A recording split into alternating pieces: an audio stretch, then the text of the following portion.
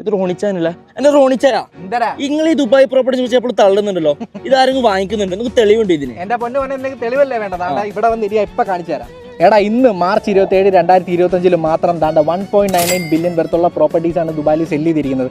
576 പേരാണ് ദുബായിൽ transaction property മേടിച്ചിരിക്കുന്നത്. താണ്ടെ ഇന്നലെ 26-ാം തീയതി നോക്കുവാണെങ്കിൽ താണ്ടെ 502 മില്യൺ വർത്ത് പ്രോപ്പർട്ടിയാണ് ദുബായിൽ സെല്ല് ചെയ്തിരിക്കുന്നത്. 268 ട്രാൻസാക്ഷൻ മൊത്തത്തിൽ നടന്നിട്ടുണ്ട്.